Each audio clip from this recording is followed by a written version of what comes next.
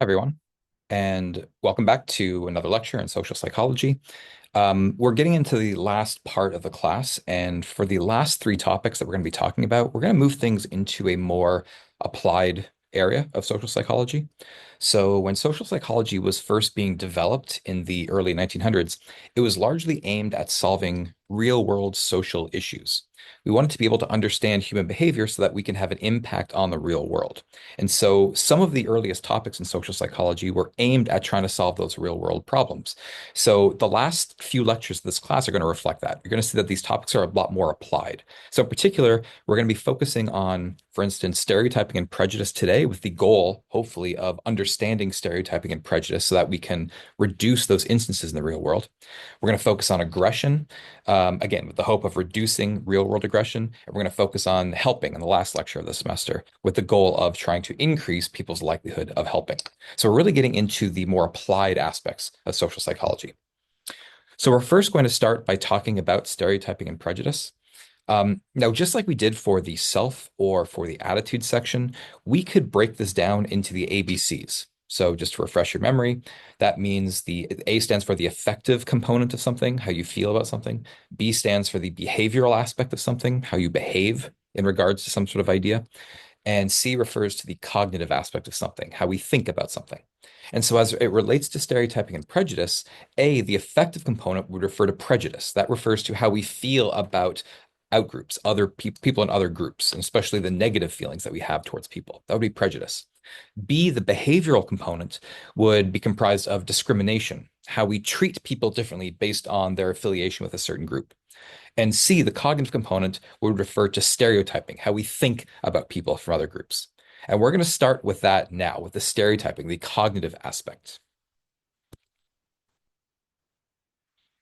So, the definition of stereotyping that's often given in social psychology is something like this: a belief that associates a group of people with certain traits. Okay. So, in other words, stereotypes are the beliefs we have that associate a certain group of people with certain types of, let's say, characteristics, like personality characteristics, things like that. But note that in this definition, there's nothing that says that stereotypes are necessarily negative, right? They can be positive. Now, a lot of the time they aren't, maybe even most of the time they're not positive, and we'll get into reasons why beliefs about others tend to be negative in nature a little bit later. But technically speaking, you can have positive stereotypes about people as well. It's just associating a group of people with a certain belief about certain characteristics or traits that they have. And so, for instance, you can think of all sorts of stereotypes that exist for all sorts of different groups of people. So, I'm not saying that you necessarily believe in these stereotypes, but you're aware that certain stereotypes exist within this culture for example, let's say athletes, right? So, I ask my students in class the stereotypes that they're aware of for athletes, and they will usually say things like, um, lack of intelligence, or things of that nature. But there could also be positive stereotypes, as I mentioned before. Probably when you think of athletes, you think of people who are strong, right? That would be sort of a positive stereotype to associate with them. And of course, there's also nothing in this definition of stereotyping that says that stereotypes are accurate or inaccurate. They're oftentimes inaccurate, but not necessarily so. They can be accurate sometimes, although a lot of them are definitely inaccurate. Or you can think of stereotypes you have associated with car salesmen, such as sort of slimy or dishonest or something along those lines. Or Canadians. The classic stereotype here is that Canadians are really nice and polite. Or college students. When I ask my college students this question, they often say things like the stereotypes about them are that they're lazy or poor, things like that, which are usually negative, but also they could be positive as well, like college students while they're in college. So you'd expect them maybe to be intelligent, right? Maybe hardworking or something along those lines. Firemen, the number one answer when I ask people their stereotypes for firemen is hot. Hot is the number one answer by far that people associate with firemen. But also you can think courageous and brave and things like that, of course. Or professors, um, probably stereotypes would be something like nerdy, maybe strict, or maybe arrogant, or something along those lines. Something like this, right? Though. So surely you're aware of all sorts of stereotypes that exist for all sorts of different groups of people, even if you don't actually believe in the accuracy of those stereotypes.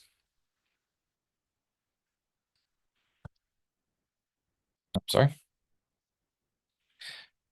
Here's one of America's most stereotyped and most mistrusted. So these would be negative stereotypes. One of the most mistrusted groups, most stereotyped groups in the country. So back in 2006, so we're looking at almost 20 years ago, a survey went out to all sorts of people across the country and asked them a number of questions, including the following questions. Who provides the greatest threat to your vision of American society? And who would you be least willing to allow your daughter to marry? And then they gave them a bunch of groups of people. And based on their responses, the researchers realized that the number one answer to both of these questions was the same group of people, which was also the number one answer to this question in a 2011 survey, which asked people, who would you feel uncomfortable with as president? And again, they were given a bunch of different groups of people, and about two-thirds of people said that they would be uncomfortable with this type of person as president. If I give you a second to think about what group you think this is, can I just think about it for a second? Um, Most people don't guess this group right off the bat. Um, but the number one answer to all three of these items in both of these surveys was atheists. Okay.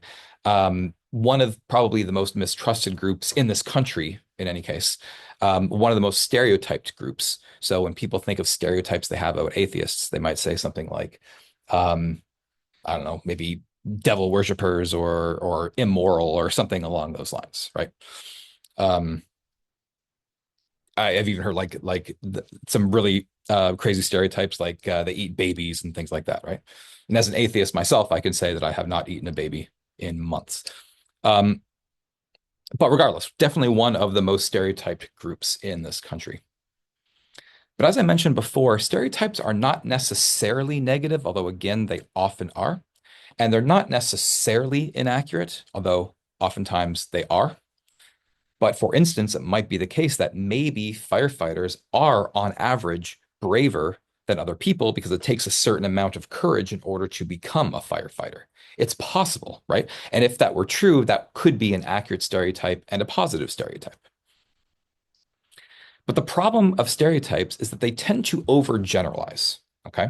In other words, it might be the case that on average, a certain group of people has a certain trait, but that doesn't mean that everybody within that group has that trait, right? So when I say the problem is that with stereotypes is that they overgeneralize, that's what I mean, is that we take this stereotype that might apply on average, but we apply it to every single individual within that group. And that is almost always incorrect to do. So that's the problem with stereotypes. They're overgeneralizing.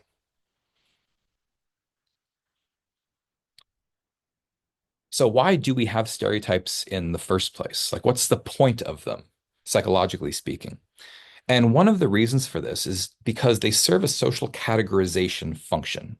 In other words, when we think about the world, we like to divide it up into different categories. In other words, we like to think that there are men and there are women, and there are people from different races. And there's old people and young people. And we like to sort of divide the world up by these certain categories. And the reason that we often do so is because it makes the world a lot easier to think about. And remember, this is a general theme in social psychology that we don't like to think very much. So if we can find a way to make the world easier to think about, we'll often take that option because because we don't have to then expend all that cognitive effort in order to really get to know someone. If I come across someone and I can simply apply a stereotype to that person, then I already have this idea of what they're like. I don't have to actually put in all the effort necessary to actually get to know who that person is as an individual. So we often stereotype because it makes the world easier to think about. In a sense, then, stereotypes are sort of like heuristics, right? Because before, when we looked at heuristics, I had mentioned that heuristics are sort of a shortcut judgment um, that we often use so that we don't have to think in depth about something. And that's kind of like what a stereotype is. It's a shortcut so that we don't have to think in depth to form an actual impression of someone if we can simply apply a label to them, a stereotype to them immediately. So this is one of the reasons that stereotypes exist.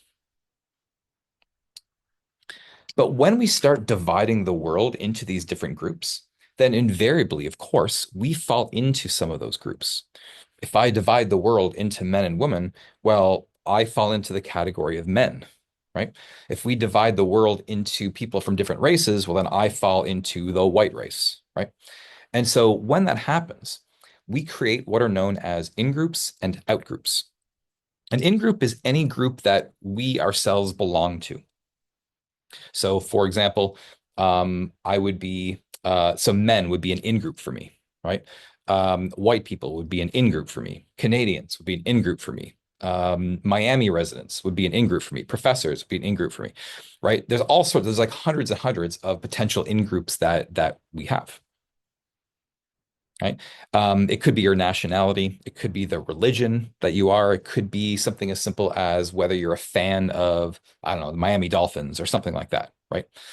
Um, and so in groups are any group we belong to. And so, of course, you could probably figure out that an out group is any group we don't belong to. So out groups would be things like, I don't know, Russian would be an out group for me because I'm not Russian. Women would be an out group for me. People who live in Vancouver would be an out group for me, right? And when this happens, when we divide the world into in groups and out groups, what we tend to see, or what at least social psychologists tend to see, is that people have a strong tendency to favor people from their own groups. We have a preference for people who are in our in groups. You can see this if you are traveling, let's say, and you meet someone and you find out they're a fan of the same team that you're a fan of. If you're traveling and you find, let's say, another, I don't know, Miami Dolphins fan, let's just say, if you're a Dolphins fan, it's like you almost immediately form that bond with that person because we just like people who are in our in groups. And this sort of makes sense, right? Because we've seen before how we like to think highly of ourselves as individuals, right? We like to have really high self-esteem. And so if we can convince ourselves that our in groups are the best groups that there are, well, we can derive some self-esteem from that because we're in the best group of people possible. And so as a consequence, we tend to prefer our in-groups because it satisfies that psychological need that we have to want to feel good about ourselves. And as a consequence, if we think our in-groups are better than the out-groups, well, then when we meet other people who are also in our in-groups, we have a tendency to prefer those people to people in our out-groups.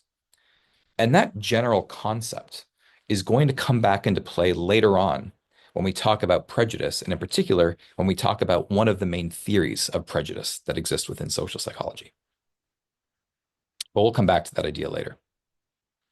So, in group bias is one of these tendencies that we tend to see that arises from dividing the world into in groups and out groups. But there are other ones as well, other phenomena that occur. And one of those is something known as the outgroup homogeneity effect. What this means is that when people think about members of their outgroups, they have a tendency to think that people from their outgroups are much more similar to each other than people in their in-groups.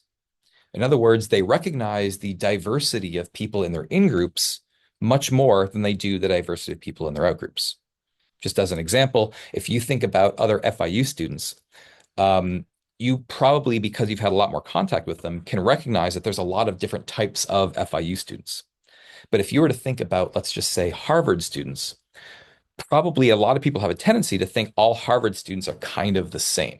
We have that stereotype about them that we don't have for people in our in groups. And we see this in a lot of different contexts. You see this with races all the time. You probably heard these types of statements that Asians or blacks or Jews or Hispanics or whites or whatever group we're talking about, people will say, oh, they're all alike, right? But people have a tendency to say that for other groups. It's never their own group, right? Because people recognize the diversity of people within their own in groups, but they tend to think that people from these other racial out groups tend to be all the same, or at least a lot more similar than people in their own in groups. In fact, I even think that you see hints of this if you look at certain TV shows and movies. Okay. So, in particular, if you look at something like, let's just take Star Trek as an example. There's a lot of diversity among the humans in Star Trek. In other words, there are people of different races. There's white, black, Asian, etc. There's people of different sexes, men and women. There's people of different ages, and they look different, and et cetera, right? But in almost every TV show or movie where they depict aliens, like Star Trek does, almost always all of the aliens are the same. The types of diversity we see among humans, we don't tend to see in aliens. And what I mean by that is that the writers of those movies and TV shows, because of the outgroup homogeneity effect, I would argue, they have a tendency to think that outgroups like aliens would all kind of be the same. right? And so you tend not to see a lot of diversity in these TV shows and movies among alien species because of this natural tendency we have to engage in the outgroup homogeneity effect. Now, this phenomenon exists for a couple of different reasons. I already kind of mentioned one already, which is that we have more contact typically with people from our in-groups. So you come into contact a lot more with other FIU students than you do with people from Harvard, let's say, right? And so because you have more contact with FIU students, you can learn about all the diversity among FIU students. But if you never have contact with people from Harvard, you don't really learn about the diversity. So it's easier to maintain a belief that they're all the same because we simply don't have contact with them. And furthermore, even when we do have contact with people from our outgroups, it tends to be a lot less intimate. We tend to come in contact with them in situations that tend to produce similar behavior. So what I mean by that is, let's imagine that for whatever reason, the Harvard football team was playing the FIU football team. Okay. So let's say they're playing here in Miami. So you go to the game and you notice that there's a lot of Harvard students there that have come to watch their team, but they're all behaving the same way. Every time Harvard scores a touchdown, they're cheering, right? And every time FIU scores a touchdown, they look depressed. And they're all behaving the same way within that context. So within the limited context in which you're seeing those Harvard students, they're all acting the same way. And so it can maintain this belief that they're all the same, right? But not because they are, of course, but because you're only seeing them within a context in which they all tend to behave the same. At a football game, it's a lot less intimate, that type of context. You don't get to know them at a deeper level.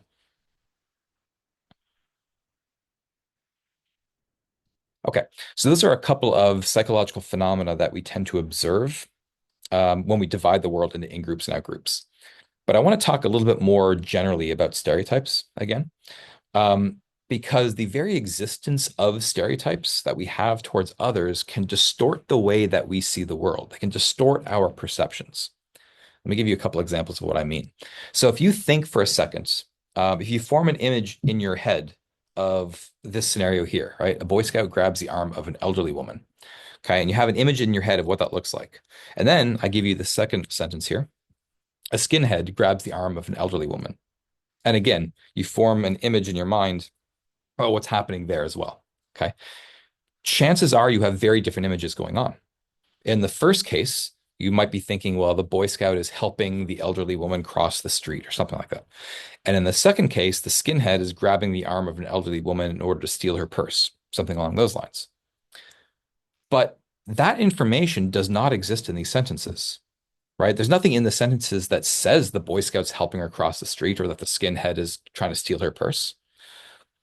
The fact that you have different impressions of what's happening here is purely a function of the stereotypes that you have towards Boy Scouts and skinheads. Our stereotype of Boy Scouts is that they're helpful. Our stereotype of skinheads is that they're aggressive or violent. And as a consequence, because of those stereotypes, that changes the impression that we get when we read about that person grabbing the arm of an elderly woman. Similarly, if I gave you these sentences here, a mother yelled at a 14-year-old girl, or a construction worker yelled at a 14-year-old girl, chances are, again, that you have very different impressions of what's actually happening in these scenarios. And again, that's because you have stereotypes for how mothers behave and how construction workers behave, which changes the way that you interpret the sentence. So we have to be aware of the stereotypes we have and how those stereotypes can change our interpretation of ambiguous information. Because that can lead to a lot of biases. So, for example, there was a study conducted, this would have been a number of decades ago, in which white participants, this was probably done in like the 60s or 70s, somewhere in there, and white participants were watching two boys kind of playing, kind of roughhousing together, kind of like somewhat aggressively playing. One of those boys was white and one of them was black. And after observing that recording, all participants then had to rate the two boys in terms of how aggressive they were. But the thing is that these white participants tended to, especially at the time, have a stereotype that black boys are aggressive. And so as a consequence, despite the fact that both of the boys were engaged in this exact same behaviors, the participants viewed the black boy's behavior as being more aggressive than the white boy's behavior. Not because it was more aggressive, objectively speaking, but because their stereotypes led them to distort that information. If they see a black boy behaving in a certain way, they see it as more aggressive than if the white boy behaves in the exact same way because their stereotypes differ between white boys and black boys. Okay. So these stereotypes are distorting the way that we're seeing things. And in particular, they're distorting our interpretation in a manner that makes it consistent with our stereotypes. We've sort of seen that before when we talk about the confirmation bias, right? We only interpret ambiguous information in light of our pre-existing beliefs. We see the exact same thing with stereotypes. We interpret ambiguous information in light of the stereotypes we have about the people who are involved in that situation. And that could be a real problem. Furthermore, not only do stereotypes distort the way that we interpret information, but it changes the way that we remember information as well, in the sense that when we come across information that's consistent with our stereotypes, we tend to remember that information. But when we come across information that's inconsistent with our stereotypes, we tend not to remember it as well. So, for example, if I, as a professor, have a stereotype that for whatever reason, my stereotype is, let's say, Hispanic students just don't do well in social psychology. Now, I don't have that stereotype, of course, but if I did, then every time I see that a Hispanic student fails my class, which is consistent with my beliefs, my stereotypes I have, I'm going to tend to remember that. But every time a Hispanic student does really well in my class, gets the highest score in my class, well, that's inconsistent with my stereotypes. As a consequence, I tend not to remember it as much going forward. So as a consequence, when I think about the past, what I tend to remember are only those examples where Hispanics failed the class and not the examples when they passed the class. And so that tends to maintain that stereotype, right? Because I'm selectively only remembering information that I already believe in, that's consistent with my stereotypes.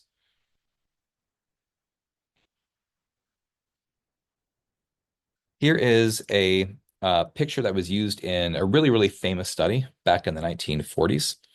Um, what happened in this study is that participants, I believe, who are all white, um, were told first off, one person was told to look at this image and to try to remember it. So you can see that there's a bunch of people on what looks to be like a subway or a train or a bus or something along those lines. And there are a number of people in the scene, but in particular, the focus seems to be on these two people at front, these two people here. There's a black man and there's a white man.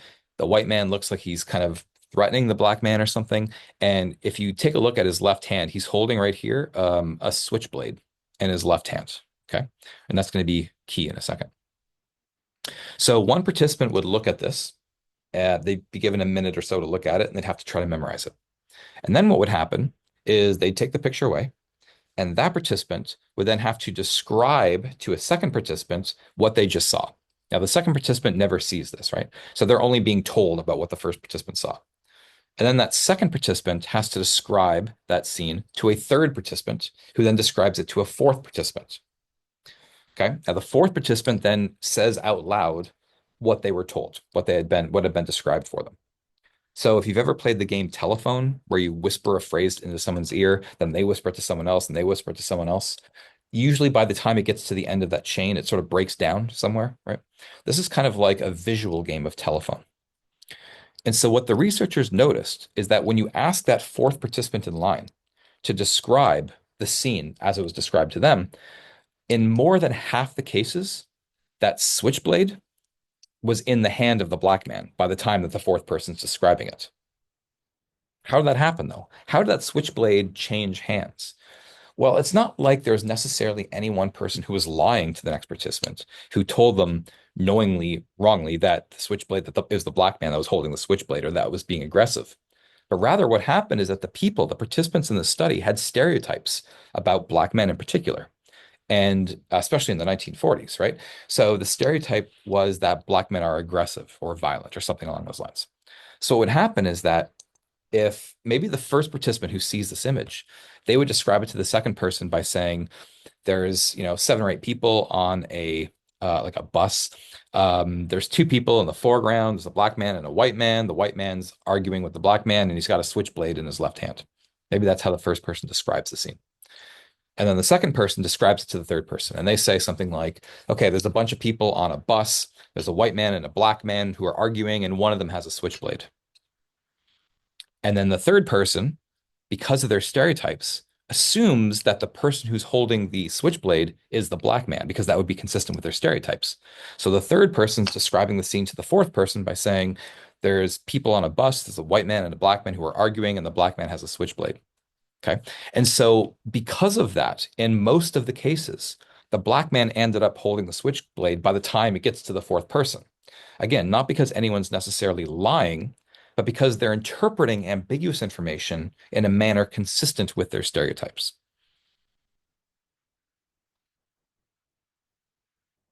So clearly, these are problems with stereotypes if they're distorting the way that we're seeing the world or we're interpreting information, right? But if our stereotypes were wrong, and they often are wrong, again, not necessarily, but definitely often. If stereotypes are wrong, well, how do they come to survive over time? Because after all, wouldn't you think that we would learn which stereotypes are accurate and inaccurate via our day-to-day experience? And whichever ones were inaccurate, we would be able to dismiss. How is it that completely false stereotypes can survive in the world? And that's what I want to talk about now. Because I want to talk about four different psychological mechanisms through which these stereotypes can survive. Because I've often heard, and you've probably heard, and maybe you've said yourself, that something like it wouldn't be a stereotype if it wasn't true. And that is a bunch of nonsense. Okay. Because there's all sorts of ways that completely inaccurate stereotypes can survive, even if they're completely untrue. And that's what we want to talk about right now is how that can happen. We've already seen one way, as a matter of fact. I've already mentioned that because people only tend to remember stereotype consistent information, that when they think back about how did people from these two different, let's say, racial groups behave, if they believe that, for instance, black men are aggressive, to use the example that we've been using so far, they're going to tend to only remember examples where black men were aggressive and they forget about white men being aggressive or black men not being aggressive, right? In other words, what tends to happen is that people form these illusory correlations. Remember, we talked about illusory correlations before in the social cognition section. An illusory correlation is simply a belief that people have that two things are related when in fact they're not. So we often form these illusory correlations about people. We think that certain groups of people are associated with certain traits, even though objectively speaking, that might not be true. So, for example, that can happen because of the biased way in which we tend to recall only stereotype consistent information. It can happen for other reasons as well. So, for example, minorities tend to be distinctive. What I mean by that is that let's say you're in class, right?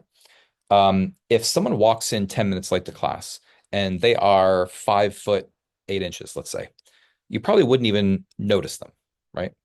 But if someone walks into class and they were 7 foot 6 or they were 4 feet tall, you would tend to notice that person because by definition, they're a minority in the sense that it's less common that you see people either that tall or that short.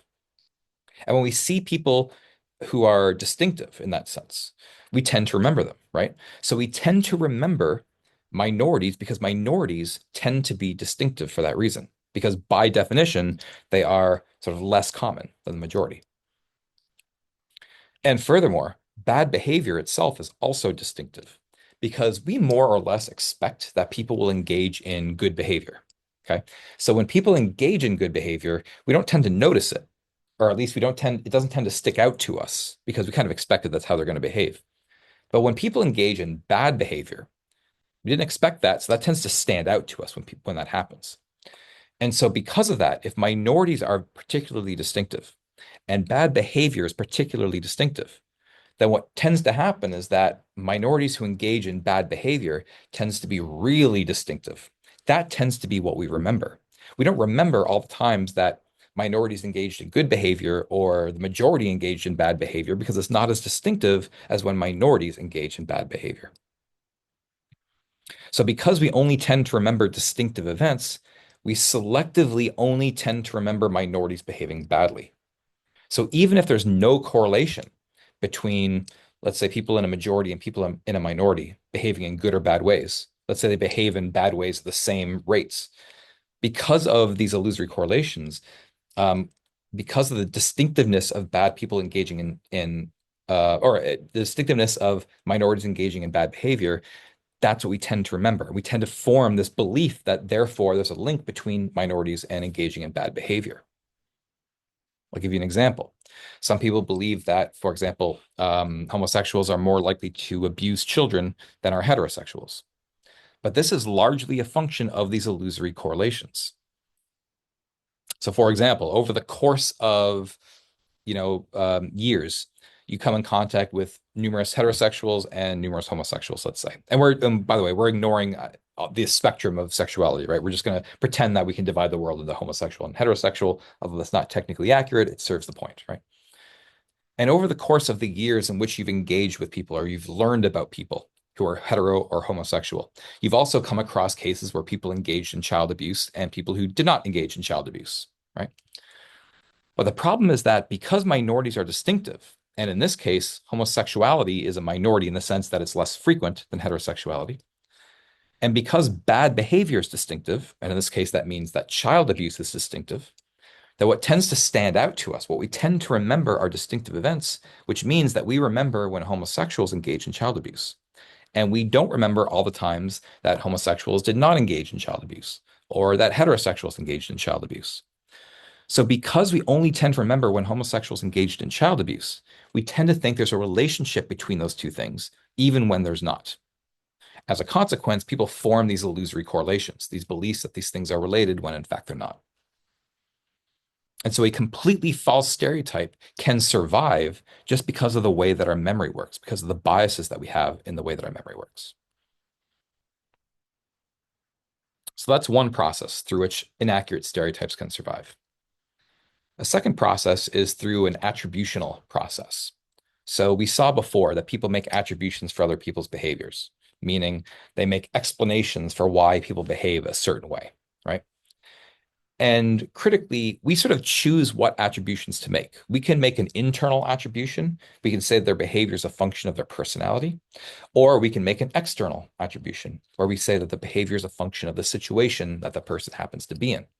But we're sort of in control over what attributions we make.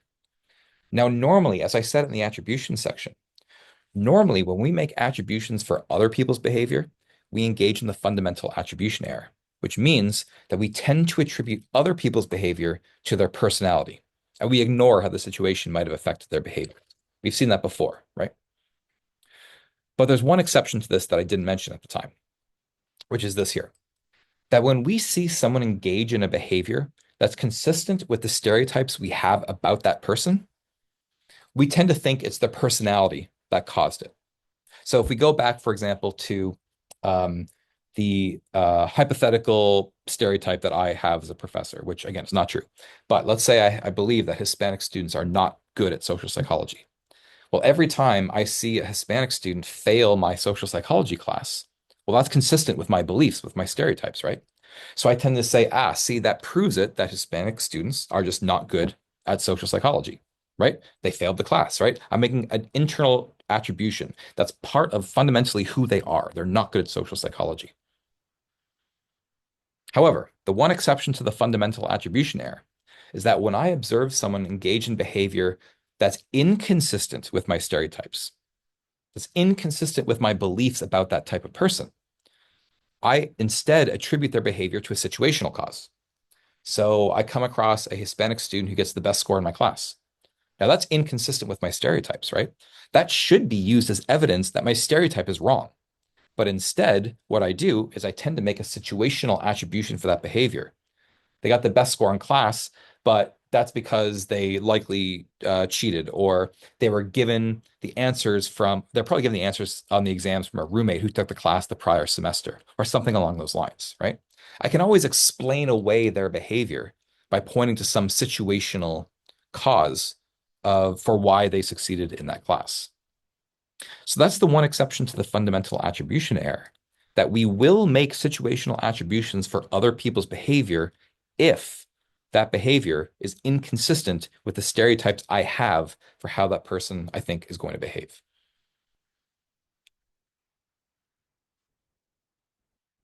Okay? As a consequence, if I have the stereotype that Hispanic students are bad at social psychology, every time one fails, that just confirms my stereotype.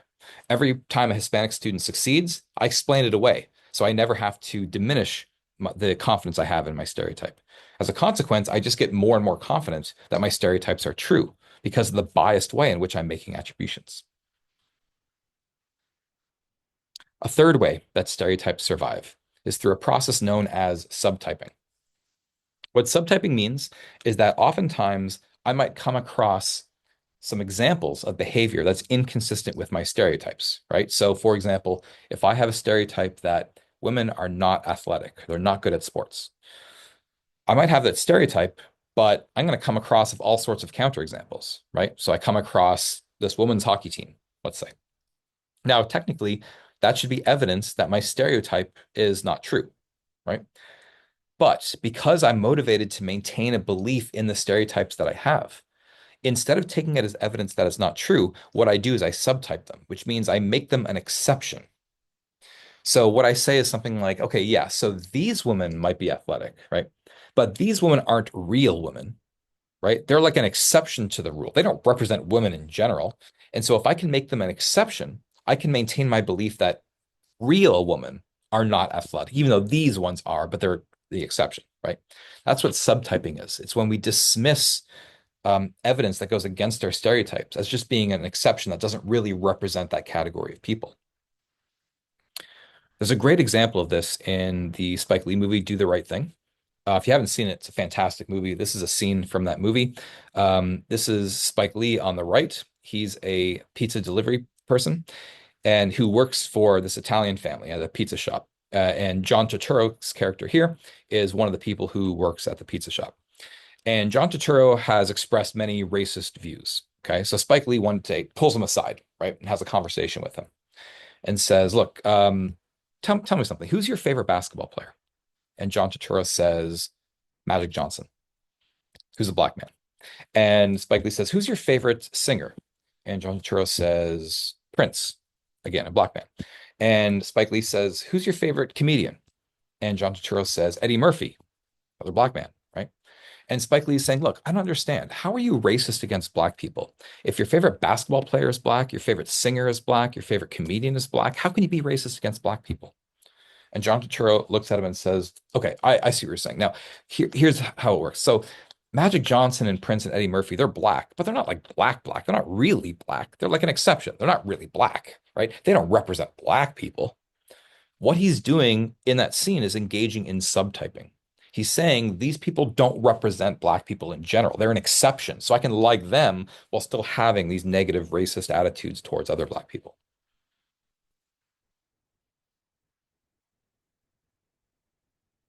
A fourth way that stereotypes survive is through a series of confirmation biases and self-fulfilling prophecies. So we've seen this before. We've seen confirmation biases before, where we only look for information that supports our pre-existing views.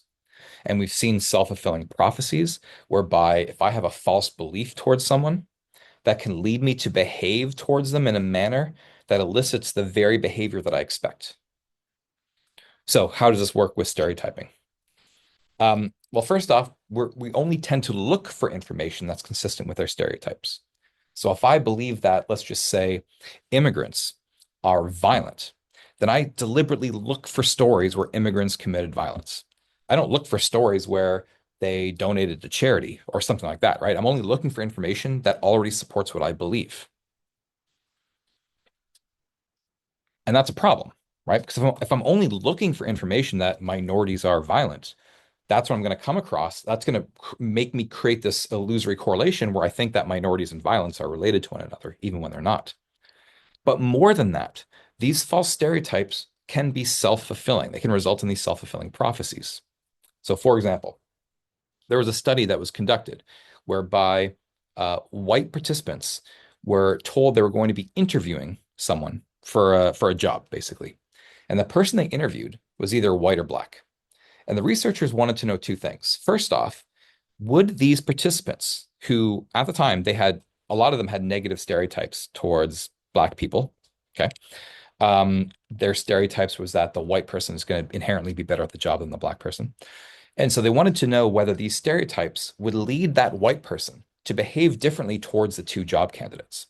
So they recorded these interviews And what they showed is that the white participants, when they were interviewing a white person, they would pay attention to them and they would look them in the eye and they would ask them a bunch of follow-up questions and they would be interested in their responses, right? But when they interviewed a black person, they'd be staring off into space and they wouldn't really pay attention to them all that much and they wouldn't really ask follow-up questions. Um, they didn't behave all that great towards the black job applicants. And the second question that researchers had was, would those job applicants, would they pick up on how they were treated, which would lead them to perform worse? So in other words, when people were treated well, when the interviewer asked them questions and listened to them and made eye contact, then the interviewee did well in return, right? But if the interviewer didn't pay attention to them and didn't look at them and didn't ask them follow-up questions, the applicant, the job applicant, could pick up. They could tell they're not being treated well. And as a consequence, that would make them anxious or nervous, and they wouldn't perform well in the job interview.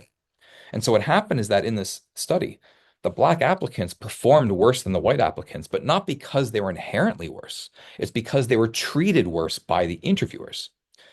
So what happens is that as an interviewer, if I have this stereotype that black people aren't going to do well at this job, and therefore I tend to treat them badly on this interview, and therefore that causes them to do badly in the interview, I don't realize that that's because I treated them poorly. So from my perspective, I think that's just proving my stereotype.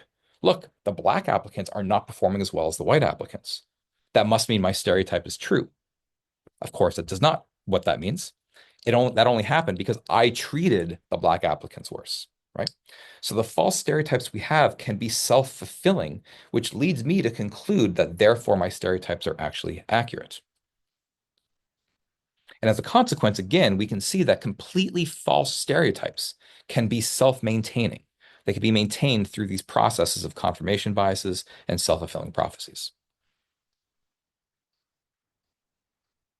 Okay, so hopefully I've convinced you that even completely false stereotypes can survive. Okay. But there's another psychological process that's sort of related to this, a little bit different, but can also show how these stereotypes tend to be perpetuated over and over. And that's through a process known as stereotype threat. What stereotype threat means is that maybe you're a member of a stereotyped group. So you're aware that people have negative stereotypes about you.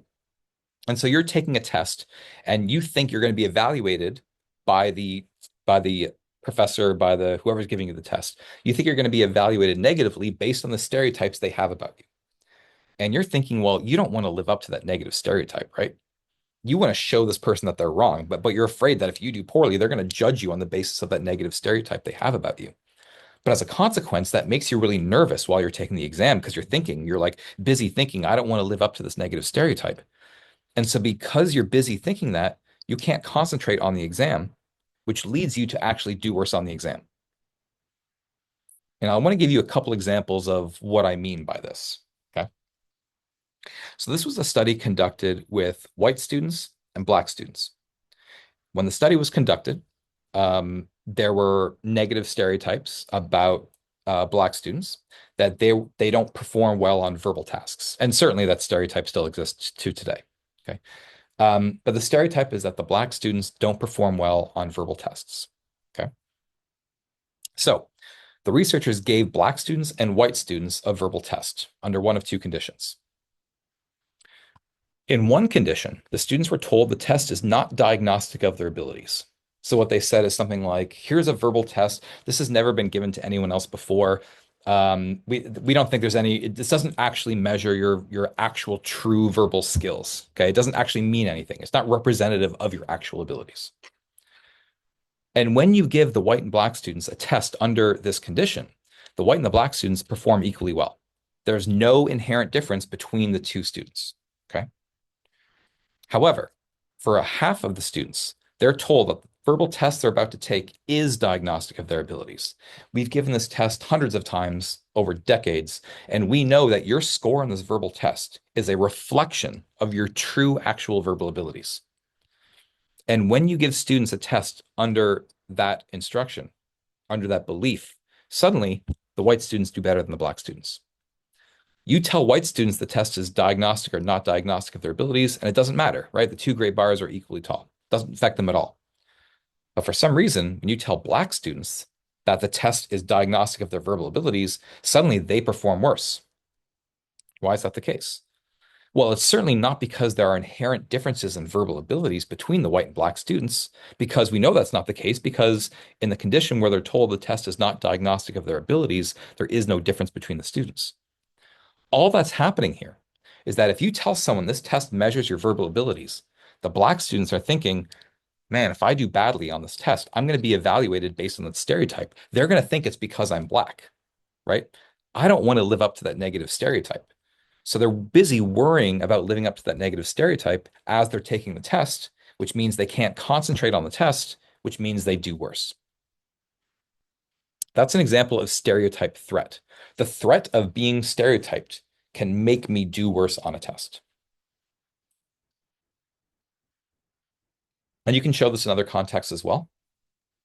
So, for example, this was a study that looked at men and women's performance on a math test. Now, the stereotype here is that women are not good at math. Okay. Again, that stereotype exists today. And of course, it's not true that there's any inherent differences between men and women in math, but that stereotype tends to exist. Okay. So what happened is that the researchers gave both women and men a math test under one of two conditions. In the first condition, they were told that there's no gender difference from this test. In other words, we've given this test hundreds of times, and men and women do equally well on it whenever we give them this test. And under those conditions, the men and the women do equally well. This tiny difference here is not a significant difference. It's not a meaningful difference. Okay? They do equally well when they're told that there's no gender difference expected. However, for half of the students, they're told that a gender difference is expected. We've given this test hundreds of times, and almost every time we give it, men outperform women. And what happens when you give people a test under that belief is that suddenly the men outperform the women. But again, it's not because there's inherent differences between men and women. We know that's not the case because when they're told a gender difference is not expected, they perform equally well. So there's no actual gender difference, right? But what happens here is that the women are being concerned now. They're thinking, well, men outperform women. If I don't do well on this test, people are going to think it's just because I'm a woman. I don't want to live up to that negative stereotype. So they're worrying about this. And because they're worrying about it, they can't concentrate on the math test, which makes them do worse on the math test. But this is really problematic, right? Because let's say that I am a math teacher and I believe in the stereotype that men are better at math than women. And my students know that I have that stereotype. So when I administer a math test to my male and female students, the female students are going to be thinking, well, I don't want to be evaluated by Dr. Charman on the basis of this negative stereotype he has about women and math. So they're really concerned about that. The men aren't concerned because I don't have a negative stereotype about them. Only the women are concerned. But because the women are concerned, they can't concentrate on the math test, which makes them do worse. So when I look at the grades at the end of the semester, I see that the men are outperforming the women. And I'm going to take that to mean that must mean my stereotype is true. Men are better than women at math. Now, I don't realize that the only reason the men outperform the women is because the women had that extra concern to worry about because they were aware of my stereotype. I don't realize that. So from my perspective, it looks like my stereotype is true, even if in reality it's completely not true.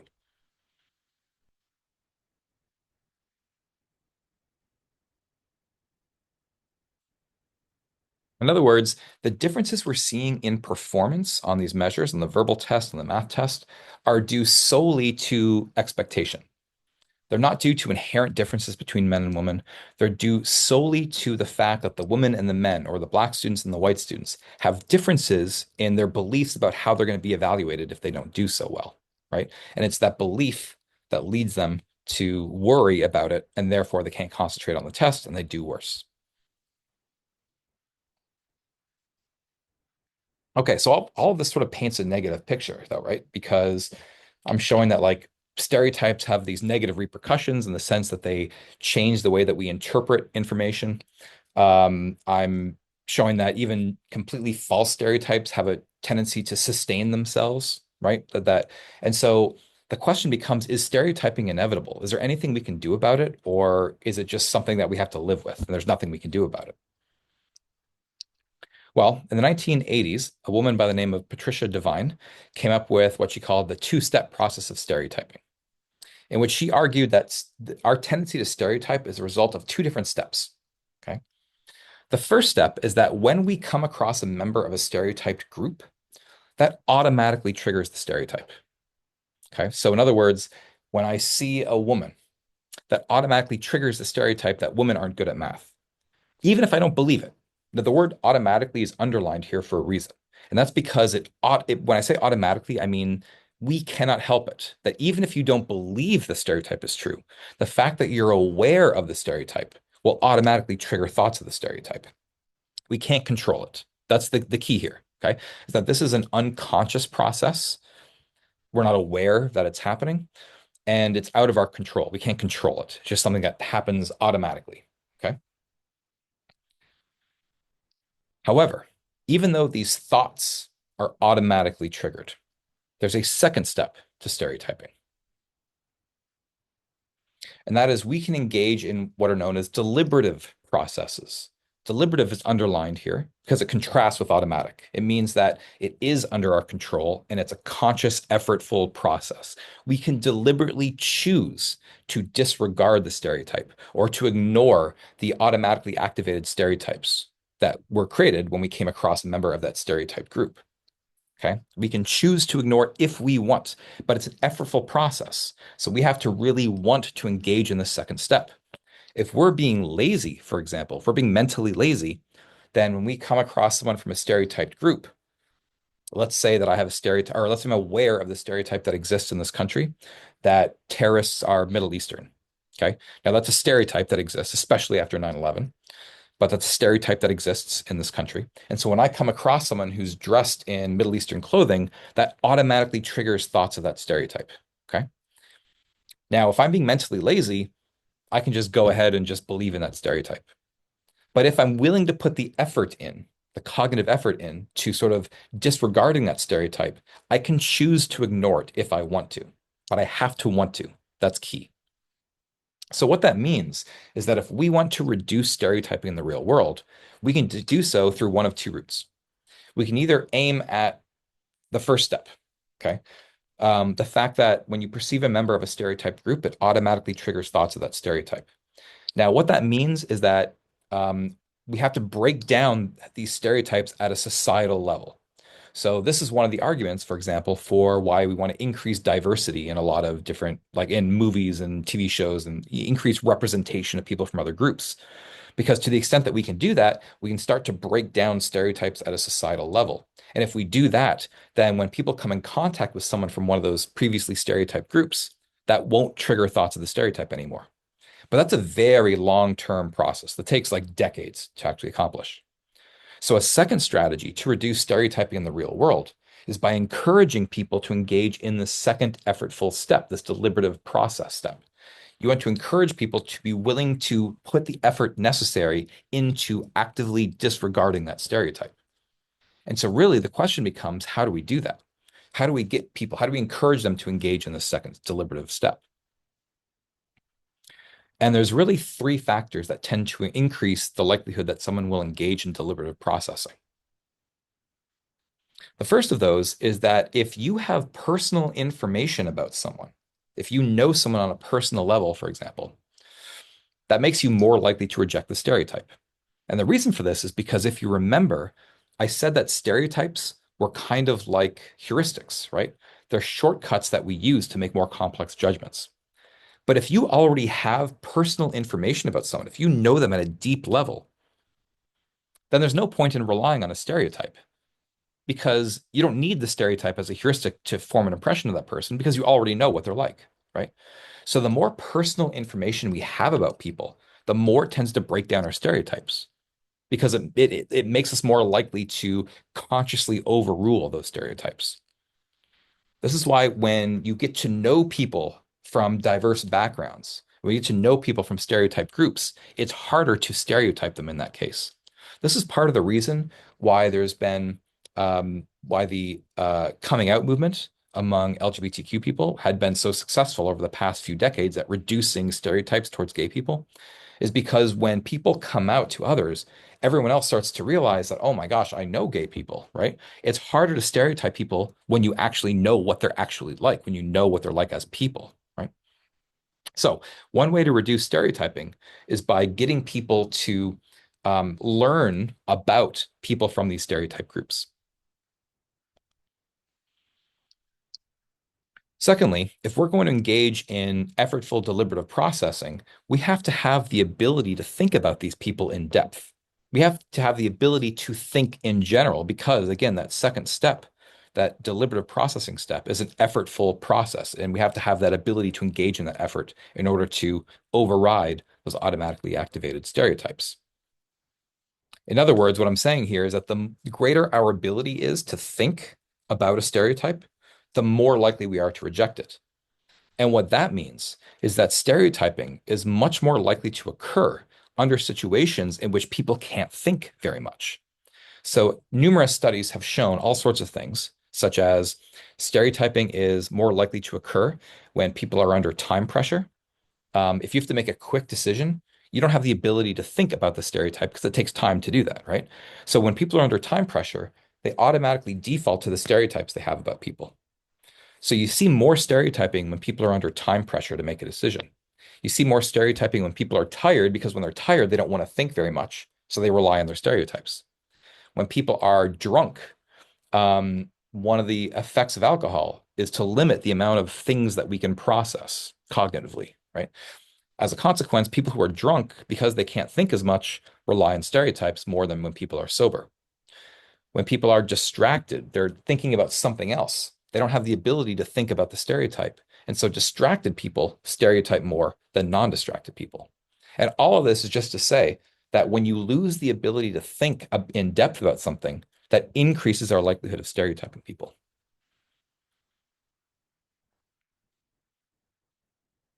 And finally, a third factor that increases deliberative processing is motivation, because not only do you have to have the capacity to think about someone or to think about the stereotype in depth, but you have to be sufficiently motivated to do so as well. Because a lot of the time we're not motivated. We can think, we just don't want to because we're mentally lazy. It's a theme that we've seen in this course, right? So, what research has shown is that when people are motivated to form an accurate impression about someone, they are less likely to stereotype. Studies have shown this by motivating people to make accurate impressions about other people because there's going to be like a monetary reward if they form accurate impressions. And when there's a reward, when people are motivated to form as accurate an impression as possible, people are much more likely to reject the stereotype because they recognize that a stereotype doesn't give you all that great information. It's better to use information about that specific person, the personalized information. So the more motivated we are to form an accurate impression, the less likely we are to stereotype. So all three of these factors increase the likelihood that we will engage in that second step, in that two-step process of stereotyping, and therefore that we'll reject the stereotype. Okay, so everything we've talked about so far has to do with stereotyping, which, as I mentioned, is the cognitive component. I want to talk a little bit, though, about prejudice as well. Prejudice is the affective component. It's how we feel about other groups. And in particular, it's the negative feelings that we have towards people based on their membership in certain groups. Okay. It's not just beliefs that we have, it is the feelings that we have towards other people as well. And I first want to talk about how stereotyping and prejudice has changed over time because there are some researchers who have developed questionnaires that they've administered to people, to Americans, over the course of many, many decades to see how people's responses change over time. And so, for example, this is a survey that went out to many, many white participants, white Americans, who were asked whether a variety of different personality traits could be used to describe Black Americans. So, for example, some people were asked, could you use the word superstitious to describe Black Americans? And so in 1933, about 84% of white participants said you can. That number dropped dramatically by 1969, and it dropped to about 0% in 2001. You do the same thing with all sorts of other traits as well. Can you use lazy to describe Black Americans? You see the same sort of pattern. That number just sort of drops off dramatically over time. And in fact, that's the pattern that we tend to see overall when you look at a host of different personality traits. Oops. Okay. Is that in general, there was a high prevalence of white participants who thought you could categorize Black people with that personality trait, but that number drops off dramatically over the course of, in this case, about 70 years or so. Okay, well, that's positive, I guess. We can also look at change in prejudice over time, so how we feel about others. So this is a survey that asked a bunch of white participants, would you be willing to admit a black person into a certain type of relationship with you? So for example, would you be willing to work with a black person? And that number increased from 78% in 1949 to 99% by 1992. So over the course of, what is that, 43 years or so? My club's personal friends, same trend, that number is going up. My street as neighbors, numbers going up. Close kinship by marriage, that was at 0% in 1949, up to 74% by 1992, hopefully even higher by now. This is the percentage of adult participants who agreed with the statement, it's all right for blacks and whites to date each other. The number increased from 48% in 1987 to 86% by 2012. Again, hopefully even higher now. So what all of these surveys seem to be indicating is that attitudes, stereotypes are getting better over time. We're sort of rejecting stereotypes, we're rejecting prejudice over time, which sounds like a good thing, right? But not quite. Because what researchers have noted is that although on the outside, on the surface level, it looks like prejudice has gone down, and unfortunately, especially in this country, there's been a bit of a resurgence in racism over the past few years. But looking at the long term, in general, usually instances of prejudice and stereotyping go down. But although those instances have gone down, people still harbor these negative feelings towards people from their outgroups, but they know they can't say them out loud. We talked about the social desirability bias before in this class. This is the tendency that, like, where we know we're going to be judged by our beliefs, we know what's socially acceptable, and so we won't say out loud things that we know are not socially acceptable. So what this means is that there's a lot of people who know that being racist is not socially acceptable, but they still have those negative feelings towards other races. And so what that means is that if you ask them outright about their beliefs about Black people, say, or their prejudice, they know what the correct answer is, right? They know to say they don't have stereotypes or they're not prejudiced. But if you place them in a situation where they're able to express those views, but they're able to rationalize them, that's when you see those racist views coming out. Okay. It's a form of prejudice that comes out only when people feel like it's safe and they can rationalize their beliefs. And I'll give you some examples of this in just a second. Okay. But in other words, what I'm saying here is that people think of themselves as fair individuals. I'm an open-minded, fair person, but I still have these negative feelings towards these other racial groups, right? So what that means, that's going to create some cognitive dissonance in me, right? Because if I think I'm fair, but I'm prejudiced towards other groups, that those beliefs don't really work together. So in order to maintain, in order to reduce that cognitive dissonance, one thing I can do is I can rationalize, I can justify my actions, or I can justify my attitudes, my negative feelings. So you'll see what I mean by that in just a second. But the question is, how can we detect modern racism? I mean, after all, people aren't even necessarily consciously aware that's what they're doing. And if they're not consciously aware, it can't really ask them, right? People have tried. Like one thing you could do is you could hook people up to a bogus pipeline. We talked about this before. The bogus pipeline is basically like a fake lie detector test, where if people believe they're hooked up to a lie detector, that makes them more honest because they think this thing can detect whether they're lying anyway. And to some degree, this can work, but it's not great because the use of a bogus pipeline assumes that people are aware of what their true attitudes are. And a lot of people aren't aware that they still have these negative views towards other racial members. So it doesn't work all that well. You could use the implicit association test, but the implicit association test is really just a measure of people's stereotypes. It's not really a measure of their negative feelings they have towards others. So the implicit association test is not really a great method either. So the methodology that a lot of people use is what I have called the helping study methodology. That's not the official name of it, but it's what I call it. But here's the basic idea. Okay, so in this study, you can take a white participant and you can pair them up with either a white or a black person as well, who's supposedly another participant, but in reality is working with the experimenter. They're really a confederate, right? So you pair them up with either a white or a black person.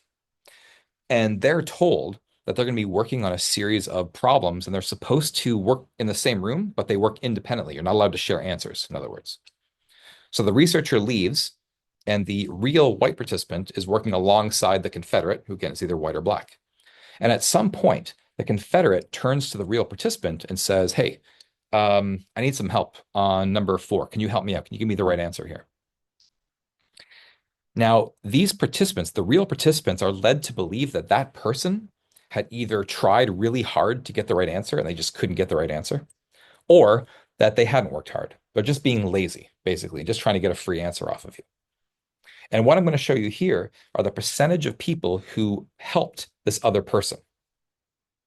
So if we first start by looking at the people who were told or who were led to believe that their partner had really worked hard and they couldn't get the answer, then you find that they're equally likely to help the white person as the black person. There's no racial differences here. We don't see any signs of prejudice here. However, if you look at the condition where people were led to believe their partner had not worked hard, they're just being lazy to try to get a free answer, suddenly what we see is that they're more likely to help the white person than the black person. Okay. Why is that the case? Well, in the condition where they're led to believe their partner had really worked hard and they couldn't get the answer, and that's why they're asking for help, they can't really rationalize treating a black and a white person differently. Okay. As a consequence, they help them at the same rates. But in the condition where they're led to believe that that person had not worked hard, well, suddenly now they can treat white people and black people differently because they can rationalize it. They can say, "Oh, I didn't help the black person. It's not because they're black, though. I didn't help them because they didn't work hard. That's the only reason I didn't help them." But what these data show is that that's not true because people were still more willing to help the white person, even though that white person also hadn't worked hard to get the answer. So the fact that there's a difference here between the rates of helping the white person versus the black person is saying that under this condition, people feel free to behave in more prejudicial manners. And so they become more likely to help the white person than the black person. But even themselves, they're not going to say it's because of the race. They're going to say it's because the person didn't try hard. That's the only reason I didn't do that. They're rationalizing, in other words, their internal racism.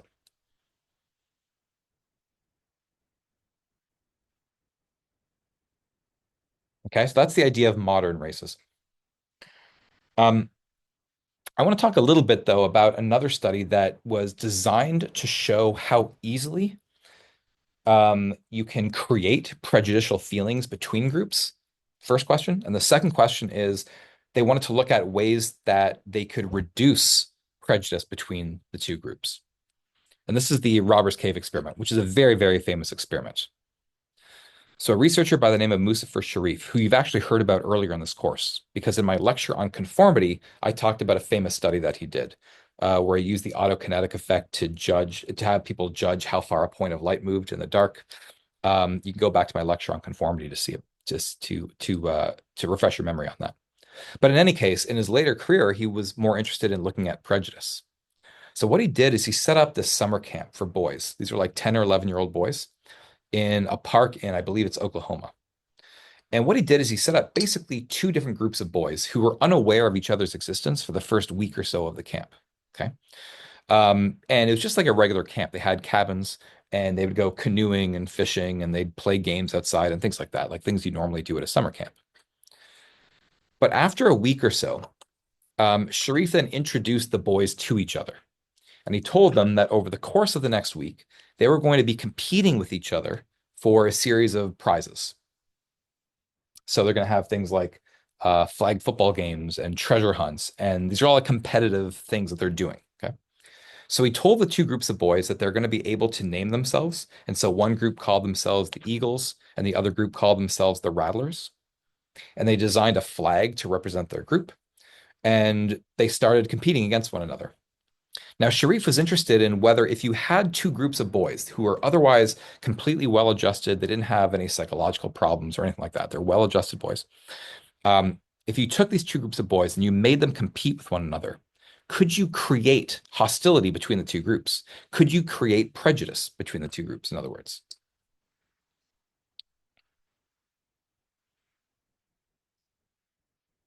Okay. And that's exactly what happened. Very quickly, what he learned is that these two groups of boys started to develop this really vicious attitude towards one another. They got really hostile with one another. They started off by like calling each other names, which elevated into things like food fights, which led one group of kids to like ransack the cabin of the other group of kids. In retaliation, that group then took and burned the flag of the other group. And you saw this really vicious hostility between these two groups that didn't exist before the competition, right? It was just created by that competition. And you see this evidence of things we talked about earlier in this lecture, in-group bias and the out-group homogeneity effect, in the sense that the groups tended to favor their own members over the other members, right? If you're part of the Eagles, you liked the Eagles, but you hated the Rattlers. And you also saw evidence of this out-group homogeneity. The Rattlers would recognize the differences between the other Rattlers, but they'd see the Eagles as all the same. They're all a bunch of jerks. And so a lot of the quotes that came from the study, like this, they're all a bunch of cheaters, were showing that both this outgroup homogeneity effect, they're all the same, and the in-group bias in the sense that we're good and they're bad.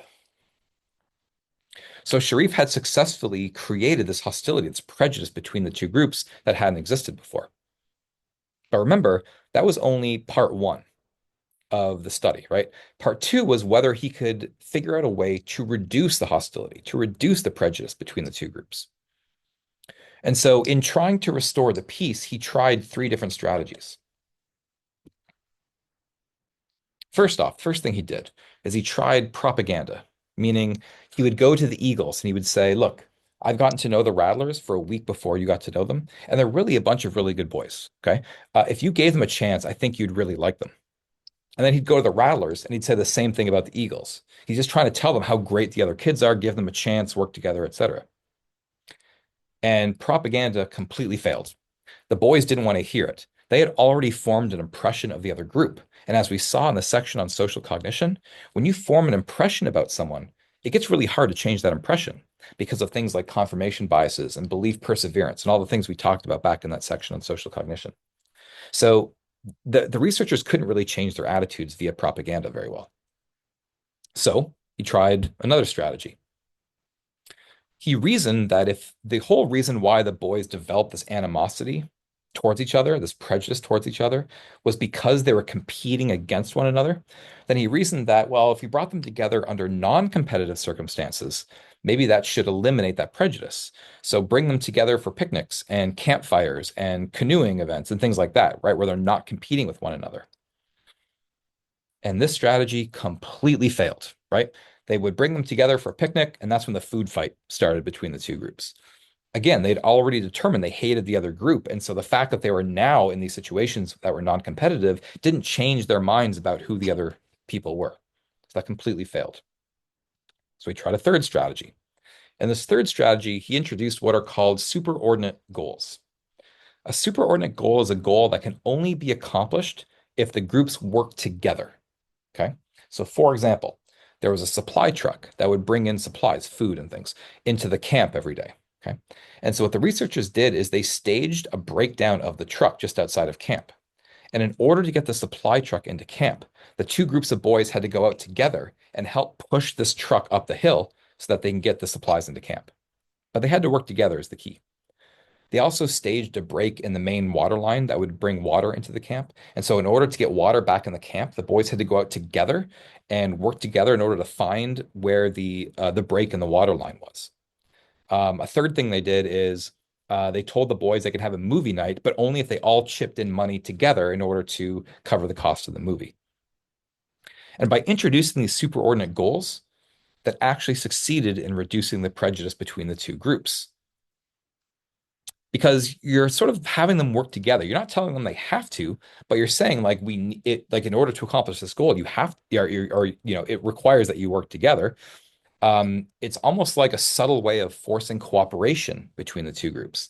And when they start working together, that starts to break down the hostility between the two groups. In fact, by the end of the camp, the researchers had brought in two different buses, one to take the Eagles home and one to take the Rattlers home. And the boys refused to take two separate buses, and they insisted on taking the same bus with their new best friends from the other group. That's how successful the strategy was.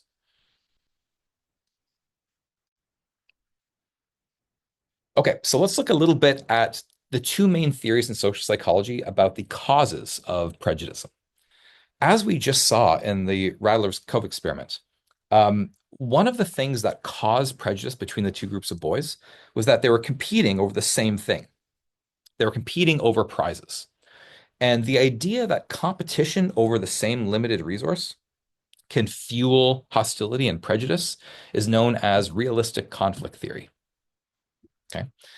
This simply means that oftentimes you have two or more groups who are in direct competition for some limited resource that they can't all have. So, for example, you often see this in the real world between, let's say, two countries who both claim that some land is theirs. They're both competing over the same limited availability of land.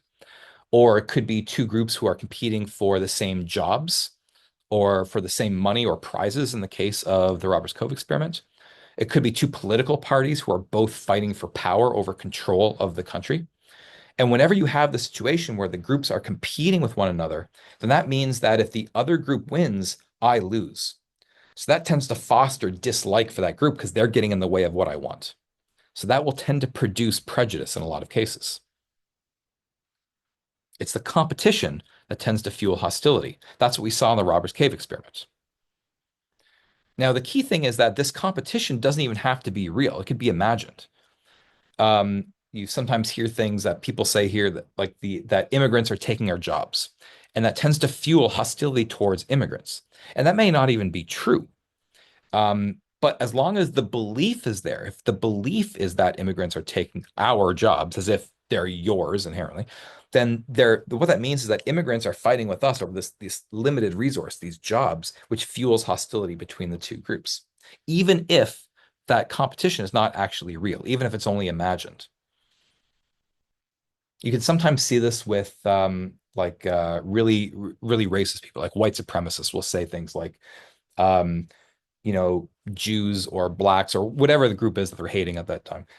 They're taking white culture from us as if white culture, whatever that is some sort of resource. And there's only so much to go around. And if these people are taking it, then we're losing our culture, right? But by phrasing it that way, they're making it sound like a competition for the same limited resource. And therefore, that fuels hostility towards outgroup members.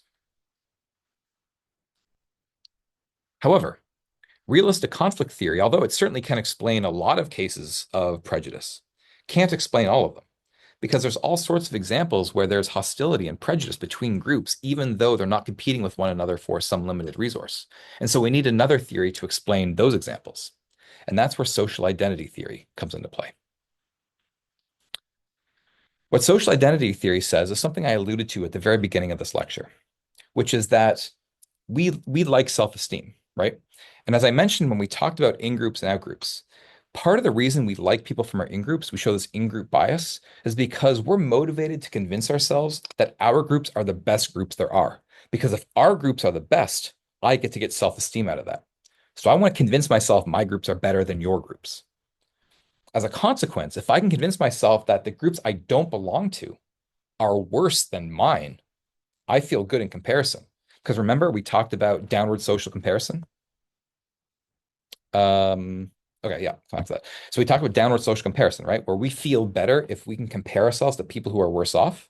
So if I can convince myself my group's better than your group, then I can engage in downward social comparison, which makes me feel better. I derive self-esteem, right? So I'm naturally motivated to convince myself that all those other groups are not as good as mine.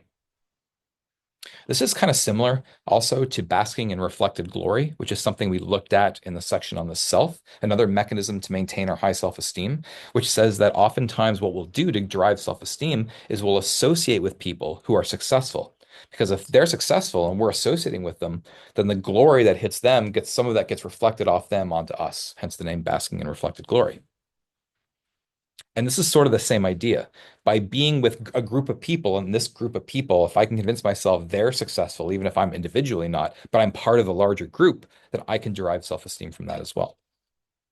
Okay. So all this means is that we are motivated to put down other groups. We're not just motivated to convince ourselves we're better than other groups.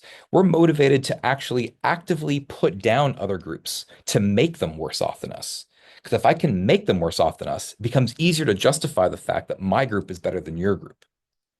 So in case you're not familiar with the word, that's what derogating means. Derogating is like putting down another group of people.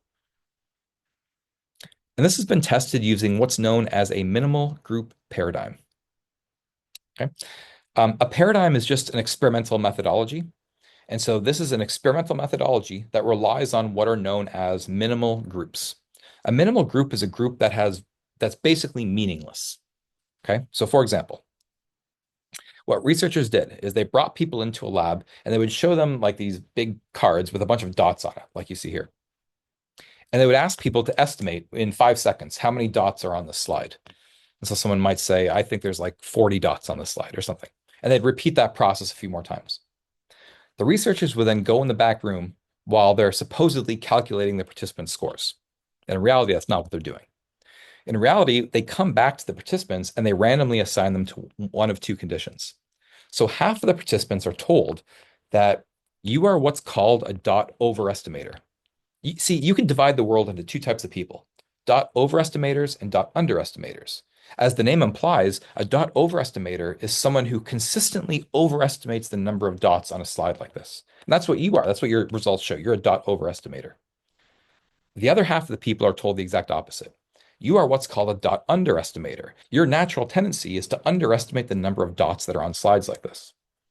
So effectively, what the researchers have done is they've created two different groups, or at least people believe they're part of one of two groups. They're either dot overestimators or dot underestimators. But if you note something, that distinction is meaningless, morally speaking, right? Like, what does it matter? Even if there was such a thing as dot overestimators and dot underestimators, what does it matter, right? There's no moral repercussions. There's no way in which you can convince yourself that inherently a dot overestimator is better than a dot underestimator, right? That's what I mean when I say they're minimal groups. They're groups, but they're barely groups. They're like meaningless groups, right? But after the researchers divide these people into one of these two groups, they then give these people an opportunity to distribute money to other people, some of whom are in the same group as they are, and some of whom are in a different group. So, in other words, if you think you're a dot overestimator, you now have money that you can give to people who are either dot overestimators or dot underestimators. And what this research shows is that people consistently give more money to people who are in the same group that they are. So if I think I'm a dot underestimator, I give more money to other dot underestimators than to dot overestimators. But why would I do that? What benefit is there to me if people from my group, this meaningless group, gets more money? Well, the reason is because these people are motivated to convince themselves that their group is morally better than the other group. They're better off. That it's better to be a dot. If I'm told I'm a dot overestimator, I want to convince myself that being a dot overestimator is a better thing than being a dot underestimator. And so by giving more money to dot overestimators, I'm making my group better off than your group. It becomes a lot easier for me to convince myself my group's better than yours if I'm giving more money to people from my group. And the only reason they're motivated to do this is because it boosts their self-esteem to convince themselves their group is the best one. Okay, so that's social identity theory in a nutshell, that we are prejudiced towards others because by doing so, we can convince ourselves that we're part of the better group and therefore we can derive self-esteem from that. And one last thing I want to mention before I go um, is that we also have this tendency, just like we have this tendency to maintain our stereotypes, there's also a tendency that we have that results in maintaining prejudice towards people as well. And that is something known as belief in a just world. Belief in a just world is a belief that a lot of people, especially in this culture, tend to have, which is that on average, the world balances itself out, that the world is fair, that people ultimately get what they deserve. If you're a good person, good things will happen to you. If you're a bad person, bad things will happen to you. And that people deserve what they get. So that if a good thing happened to you, it must have been because you're a good person. Or if a bad thing happened to you, it must have been because you did something bad in the past. You're a bad person in the past. There's a bunch of different forms this belief can take, but this is like the belief in karma, for instance, that if you do good, good things will happen. If you do bad, bad things will happen. Um, to a lesser extent, it might be in part of the belief that everything happens for a reason. And so if you do good things and good things will happen, that's the reason why you did those good things. Okay. But overall, it simply means that there's this natural desire that we have to think that good people get rewarded and bad people get punished. And the reason we have this desire to think the world is fair is because we think we're good people, right? That's one of the themes from the section on the self. And so if I'm a good person and I think the world is fair, then that means good things will happen to me later on, and I can be happy about that, right? I don't want to think that bad things could happen to me because that's threatening to me. But if I believe the world is fair and I'm a good person, therefore I can avoid all those bad things happening. In other words, we don't want to think that our futures, our fate is dependent on chance factors. For instance, I don't want to think that whether I get cancer or not is just a random factor. Because if it's random, um, there's nothing I can do to avoid it, right? That's very threatening. That means I might get cancer. If I think I might die in a car accident and because, there's a drunk person on the road and I can't control that, that's very threatening to me. So I don't want to think that I could die in a car accident, right? And so in order to avoid thinking that our futures are based on this random happenstance, which could affect me, if I can instead think that those things only happen to bad people and I'm not a bad person, therefore it won't happen to me. But you can see, hopefully, that there's a sort of dark side to this belief because if you believe that this is true, if you believe the world is inherently fair, then what that means is that you have a tendency to blame victims. Because if the world is fair and something bad happened to that person, if the world is fair, that means they must have deserved it in some way. So people will often blame victims for their own misfortune. This can lead to prejudice, right? Because if you're blaming people, you're looking down on people, it's fostering this prejudice towards those people, right? And we see this in all sorts of different contexts. In experimental contexts, this has been looked at by having participants watch someone who's either receiving shocks or not, and then they have to rate that person afterwards. And if participants have just witnessed that person receiving shocks, a bad thing happened to them, they rate them lower than if they hadn't seen that person receive shocks. In other words, they're motivated to think they must have deserved it somehow. So they convince themselves they were actually bad people. Because if they're bad people, it's okay that they were shocked, right? So it leads people to blame victims. In the real world, we see it all the time in all sorts of cases. You see this all the time with sexual assault victims where if they say that they were assaulted, then a lot of people's natural inclination is to accuse the victim that they brought it upon themselves. She got drunk. That was kind of her fault because she's the one who decided to get drunk, right? Or the classic one is, well, what was she wearing? She enticed that person to assault her, that sort of thing, right? But we see it in other cases as well with like battered spouses. Like, why couldn't she leave her abusive husband? The fact that she didn't leave him means I don't think he was all that abusive to her. Or we blame homeless people. We don't want to think that you could end up homeless because of a bad economy, which caused you to lose your job. Because if that's the case, that could happen to me. But if people are homeless only because they did something to deserve it, because they got themselves addicted to drugs or something like that, I don't have to think it's going to happen to me. And so again, I'm motivated to look down on the homeless, which can foster prejudice towards the homeless. Okay. So I want you to keep this in mind because a lot of people have this belief that the world is fair, but I don't think that really jives with the real world. It is an unfortunate aspect of the world that sometimes bad people get away with a lot of bad things. And I know we don't like to think that. It throws our sense of justice off. But if we think the world is fair, that will tend to lead us to look down on people who are actual victims, which I don't think is a good thing to do. Okay. Um, and that is all I have for you today. I will see you in the next class.